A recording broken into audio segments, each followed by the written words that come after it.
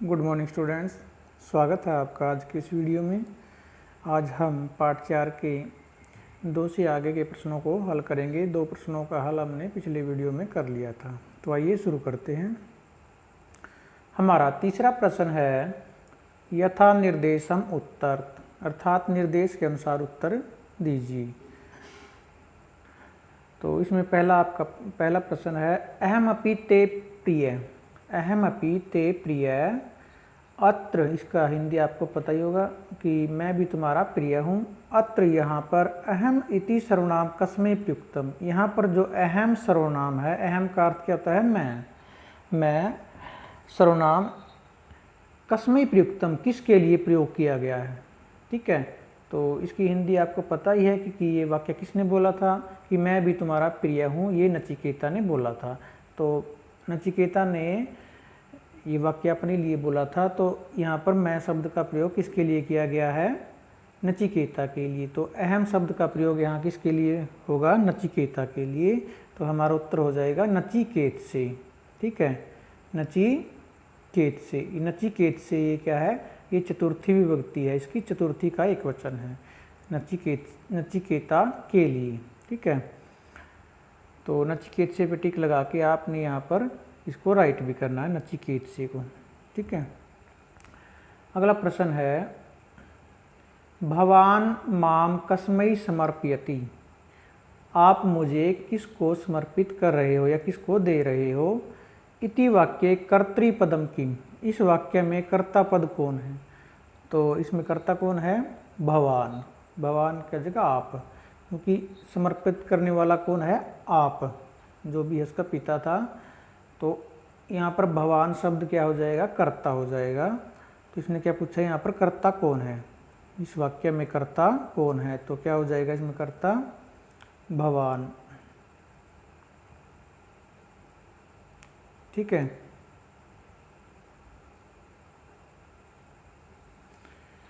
उसके बाद है यमः आत्मनः विषये उपादिशत, इति वाक्ये क्रियापदम किम।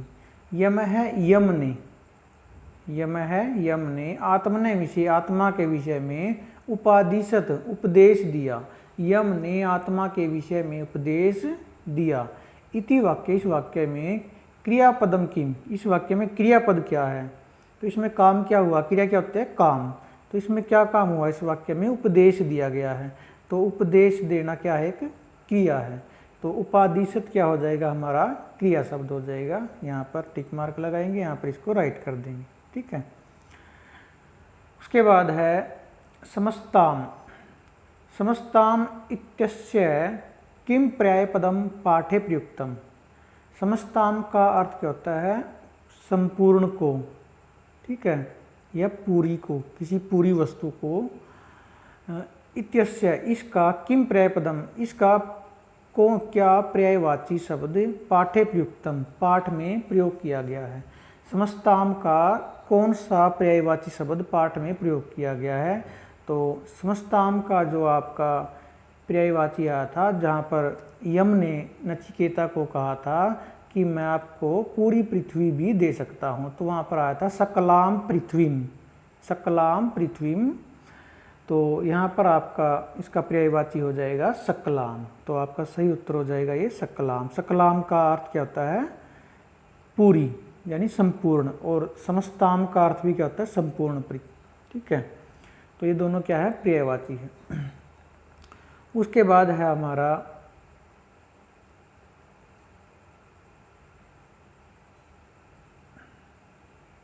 यहाँ पर जो आपके दिए गए हैं ना, ये इनके अर्थ भी क्या हैं, संपूर्ण ही होते हैं। ठीक है, अर्थ तो इनके भी संपूर्ण है, जैसे सकलाम का अर्थ भी संपूर्ण है और समस्ताम का अर्थ भी संपूर्ण है। लेकिन इसने क्या पूछा कि पाठ में कौन सा प्रयोग किया गया है।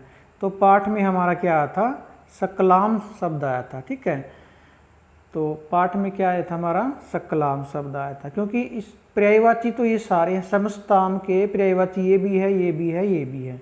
लेकिन इसने क्या पूछा है, पाठ में कौन सा प्रयोग किया गया। तो पाठ में हमारा केवल सकलाम प्रयोग किया गया। तो हमारा सही उत्तर हो जाएगा सकलाम। ठीक है, उसके बाद है हमारा न आदि ही यस्य से, यानी कि आदि क्या होता है, शुरुआत यानी प्रारंभ, जिसकी कोई शुरुआत न हो। ठीक है। इत्यस्य किम समस्त पदम पाठे प्रोक्तम, इसका कौन सा समस्त पद क्या होता है, समास। समास क्या होता है, जो दो या दो से अधिक शब्दों के बीच में जब विभक्ति आती है उनको हटाकर एक शब्द बनाकर जो लिखते हैं हम, उसे हम समास कहते हैं। ठीक है। दो या दो से अधिक शब्दों के बीच में आई हुई विभक्तियों को हटाकर एक छोटा पद बनाने की प्रक्रिया को हम समास कहते हैं। इसको हम व्याकरण में डिटेल से अध्ययन करेंगे। तो यहाँ पर न आदि यस्य स, इसका समस्त पद क्या आया था पाठ में, तो न आदि यस्य स इसका बन जाएगा आपका अनादि। ठीक है। जो आपका आया था आत्मा की विशेषताएं जब ये हमने बताई थी, उसमें आया था अनादि शब्द की, आत्मा अनादि है, अनंत है, अनस्वर है, उसमें आपको बताया गया था। अजर है, अनस्वर है, अनादि है, अनंत है। ठीक है। तो न आदि यस्य स इसका समास बन जाएगा आपका अनादि। ठीक है। तो इसका सही उत्तर हो जाएगा अनादि, को यहाँ पर टिक मार करके यहाँ पर इसको राइट कर देंगे। ठीक है। उसके बाद हमारा अगला प्रश्न है, विकल्पेभ्य समस्त पदानि चित्वा लिखत, विकल्पों से समस्त पद चुनकर लिखिए। विकल्पों से समस्त पद चुनकर लिखिए। जैसे इन्होंने उदाहरण दिया गया है, पीतुहु भक्त, यानी कि पिता का भक्त। समस्त पद क्या होता है, समास, यानी कि दो या तीन पदों को जोड़कर जब हम लिखते हैं, उनकी विभक्ति हटाकर, उसको हम क्या कहते हैं, समास। जैसे पीतुहु भक्त है, पीतु में यहाँ पर क्या है, षष्ठी विभक्ति है, पीतुहु षष्ठी विभक्ति लगी हुई है। तो और भक्त है में कौन सी है, प्रथमा। तो पिता का भक्त, तो इसका जो समस्त पद बनेगा वो बनेगा पितृभक्त है। ठीक है। पितृभक्त है। तो यहाँ पर पीतु की षष्ठी विभक्ति है, इन्होंने यहाँ पर हटा दी है। पीतु में पितृभक्त में पीतु में जो षष्ठी लगी हुई थी वो हट गई है। ठीक है। तो ये होता है समास, जब पदों के बीच की विभक्तियों को हटाकर हम एक छोटा पद बना लेते हैं जोड़ करके, तो उसे समास कहते हैं। ठीक है। लेकिन यहाँ पर जो इन्होंने हेडिंग दी हुई है वो क्या दी हुई है, विकल्पों से समस्त पद चुन कर लिखिए। ठीक है। तो लेकिन इन उदाहरण तो दिया है विकल्प समस्त पद का, लेकिन जो नीचे आपको प्रश्न पूछे गए हैं यहाँ पर उन्होंने समस्त पद दिया गया है और इनको अलग अलग करके ऑप्शन दिए गए हैं, यानी कि विग्रह करके ऑप्शन दिए गए हैं, उसका उल्टा दे दिया गया। लेकिन हेडिंग दी थी उन्होंने समस्त पद चुनना है, लेकिन यहाँ पर समस्त पद दे के उसका विग्रह दिया गया। ठीक है। तो हम विग्रह को इनमें से चुनेंगे, किसका सही विग्रह क्या है। ठीक है। यानी कि हेडिंग के विपरीत दे दिया, उल्टा करके दे दिया। चलो कोई बात नहीं, इसको भी हम करेंगे। तो जब से पहला हमारा दिया गया है दृढ़ संकल्पम, दृढ़ संकल्पम, तो इसका जो विग्रह आपका बनेगा वो बनेगा दृढ़म संकल्पम। ठीक है। दृढ़म संकल्पम, ये आपका क्रमधारय समास में हम पढ़ेंगे जब व्याकरण में, इसको आपको वहाँ से अच्छे से समझ आ जाएगा। दृढ़म संकल्पम, तो ये इसके जो दोनों पद थे ये दोनों अलग अलग हो गए यहाँ पर। ठीक है। उसके बाद आपका यथोचितम, यथोचितम का जो आपका विग्रह बनता है अलग अलग, तो वो बनेगा आपका औचित्यम अंतिकर्म्य। औचित्यम अंतिकर्म्य, अंतिकर्म्य का अर्थ होता है लांग कर, यानी कि औचित्य को भी लांग कर। औचित्य क्या होता है, जो उचित हो, उचित को भी लांग कर। जैसे उन्होंने नचिकेता ने आत्मा के विषय में जानना चाहता, लेकिन यम ने क्या सोचा था कि ये तो बालक है, लेकिन आत्मा का ज्ञान प्राप्त करना तो बड़े बड़े विद्वानों का काम है। तो इन्होंने तो अपने उचित, यानी कि नचिकेता के जो जानने के उचित था उसको भी लांग दिया था। उसकी जो सीमा थी, बालक की जो एक सीमा होती है जानने की, उसको भी उसने लांग दिया था, तो इसलिए इसको बोलते हैं यथोचितम, यानी कि औचित्यम अंतिकर्म, यानी कि औचित्य को भी लांग कर। ठीक है, तो इसको आपने अभी विग्रह याद करना है। यथोचितम का क्या बन जाएगा, औचित्यम अंतिक्रम में। ठीक है, उसके बाद है हमारा वरत्रयम। वरत्रयम, तो इसका बन जाएगा आपका वराणाम त्रयम, 3 वरों का। ठीक है, वराणाम त्रयम, ये आपका षष्ठी तत्पुरुष में आ जाएगा, वराणाम त्रयम। ठीक है,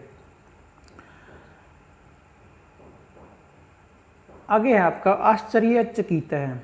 तो आश्चर्यचकित क्या होता है, आश्चर्य से चकित, तो इसका विग्रह आपका बन जाएगा आश्चर्येण चकित है।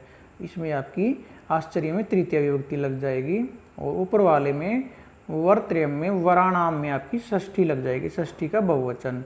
तो ये आपका हो जाएगा षष्ठी तत्पुरुष, और ये आपका हो जाएगा तृतीय तत्पुरुष। ठीक है, आश्चर्येण चकित, आश्चर्य में आपकी तृतीय लग जाएगी, क्योंकि आश्चर्य चकित क्या होता है, आश्चर्य से चकित यानी हैरान। और इसके बाद है हमारा अनादि। अनादि का आपने उदाहरण में पढ़ा था, नहीं ऊपर एक उसमें पढ़ा था, उदाहरण में आता है उसमें, यहाँ पर आया था आपका अनादि का, इसमें तीसरे प्रश्न में न आदि यस्य से। ठीक है, इसमें आपका न आदि यस्य से, तो यही आपका सही उत्तर हो जाएगा। वहाँ पर अनादि का न आदि यस्य से, यानी कि जिसका कोई आदि, आदि का अर्थ क्या होता है, शुरुआत, जिसकी कोई शुरुआत न हो, तो ये आपका आता है बहुव्रीहि में। ठीक है, बहुव्रीहि समास में इसका ये आपका आता है। उसके बाद आपका अनश्वर। अनश्वर क्या होता है आपका, अनश्वर जो कभी नष्ट न हो, तो इसका हो जाएगा न नश्वर। अनश्वर का न नश्वर, नश्वर क्या होता है, नष्ट होने वाला, और न का मतलब नहीं, तो अनश्वर का क्या बन जाएगा, न नश्वर। ये आपका आता है नय तत्पुरुष। ठीक है, नया समास जिसे हम बोलते हैं, या नय तत्पुरुष भी बोलते हैं, तत्पुरुष का एक भाग होता है नय तत्पुरुष। ठीक है, तो नय में क्या होता है, उसका जो शुरू का पद होता है वो निषेधात्मक होता है, जैसे न आ गया इसमें निषेधात्मक। ठीक है, तो इसका सही उत्तर हो जाएगा आपका न नश्वर। ठीक है, उसके बाद आपका 5वां प्रश्न है विशेषणानि विशेष्यै सह में योजित। विशेषणों को विशेष्यों के साथ मिलाइए। एक कॉलम में आपको विशेषण दिए गए हैं और दूसरे कॉलम में आपको विशेष्य दिए गए हैं इधर। इन सभी शब्दों का आपने पाठ में अध्ययन किया है। कौन सा विशेषण किसके साथ आया था वो आपको याद है, उसको आपको बताना है। जैसे आपका पहला है उद्विग्न। उद्विग्न क्या होता है, एक बार इनके सभी के अर्थ को जान लेते हैं। उद्विग्न क्रोधित, कैसे वो वाद सर्वा क्रोधित हुए थे। प्रियम प्रिय प्यारा, दुर्बला कमजोर, अनंत है अनंत जिसका कोई अंत न हो। यथोचितम का क्या होता है, उचित को भी लांग कर। ठीक है, और पंडितोचितम पंडितों के योग्य, और सत्कारम सत्कार आदर सत्कार जिसे बोलते हैं हम। जिज्ञासाम जिज्ञासा यानी इच्छा। आत्मा का आपको पता ही है। गाह गाह क्या होता है, गायें, बहुत सारी गायें। वाद सर्वा ये नाम है। वस्तु वस्तु। ठीक है, अब ये कौन सा विशेषण किसके साथ आया था उसको हम मैच कर देंगे। जैसे उद्विग्न है, ये किसके लिए आया था, वाद सर्वा के लिए, तो वाद सर्वा के सामने हम लिख देंगे यहाँ पर वन। ठीक है,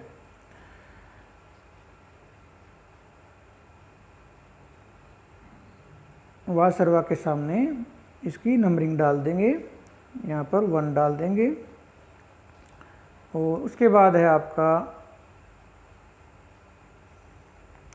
प्रियम। प्रियम किसके साथ आया था, वस्तु के साथ। अहम अपीते प्रियम।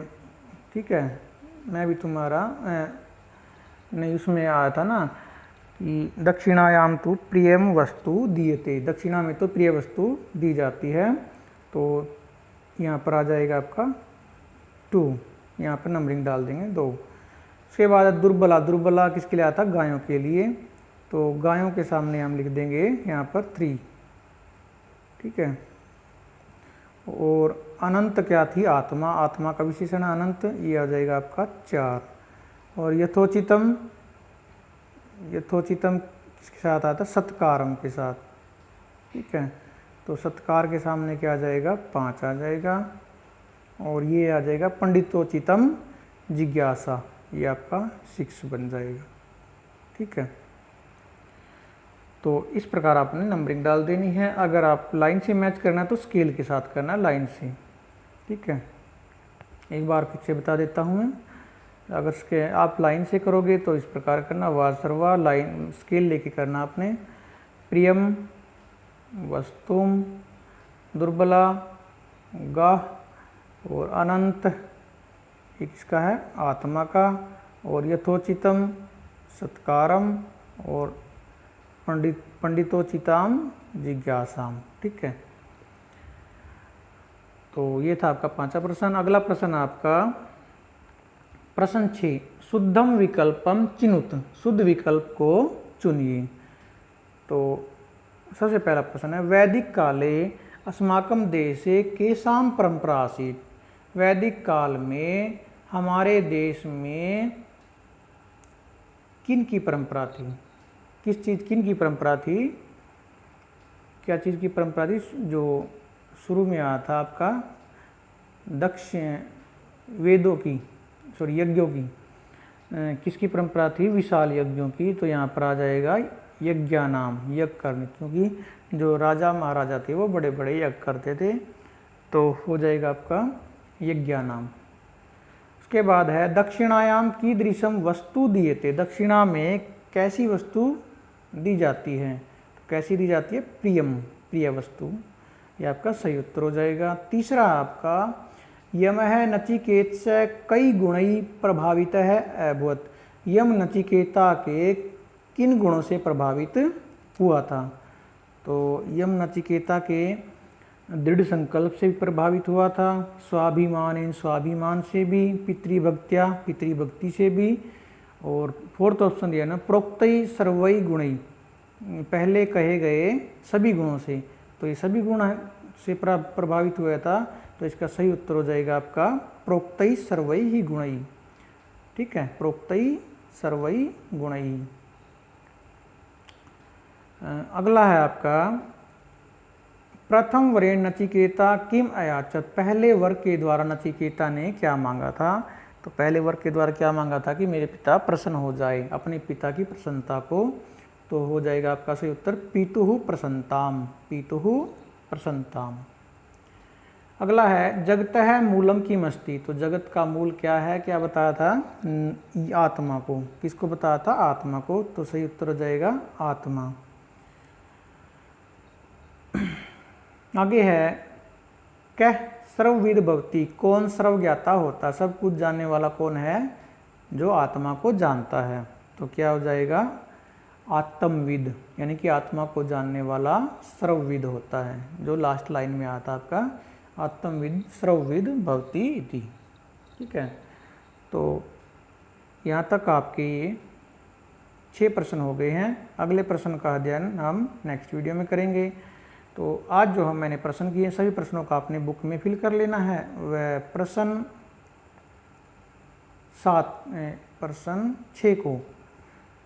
6 को आपने नोटबुक में राइट करना है। प्रश्न 6 को नोटबुक में कैसे राइट करना है? जैसे आपने प्रश्न 1 को किया था, ये प्रश्न लिखना है और जिसका सही उत्तर है केवल उसको ही आपने नोटबुक में राइट करना है, ठीक है। जैसे इसका पहले का प्रश्न है आपका, सॉरी पहले का उत्तर आपका यज्ञानाम, केवल कॉपी में आपने यज्ञानाम लिखना है, बाकी कुछ ऑप्शन नहीं लिखने हैं। और यज्ञानाम का जो ये ख है ये भी आपने नहीं लिखना है, ठीक है। कॉपी में सिर्फ आपने एक शब्द लिखना है उसके उत्तर में यज्ञानाम, ठीक है। और जो आपका ये प्रश्न है 3, ठीक है, इसमें आपने ये 3 ऑप्शन लिखने हैं। प्रश्न 3 में आपने ये 3 ऑप्शन आपने उत्तर में लिखने हैं, ये नहीं लिखना है कॉपी में, ठीक। ठीक है, समझ में आया। जो प्रश्न 3 है इसमें आपने इसके आंसर में ये तीनों ऑप्शन कॉपी में लिखने हैं, ये नहीं लिखना है यानी, ठीक है, क्योंकि आपने उन गुणों का नाम बताना है जिनसे नचिकेता के जिन गुणों से यम प्रभावित हुआ था। तो ये 3 गुण है, इन तीनों गुणों को आपने कॉपी में लिखना, ये नहीं लिखना प्रोक्त ही सर्वई गुणी, ये सिर्फ बुक में टिक मार्क लगाना यहाँ पर, ठीक है। तो बाकी प्रश्नों का अध्ययन हम नेक्स्ट वीडियो में करेंगे। आज के लिए सिर्फ इतना ही, धन्यवाद।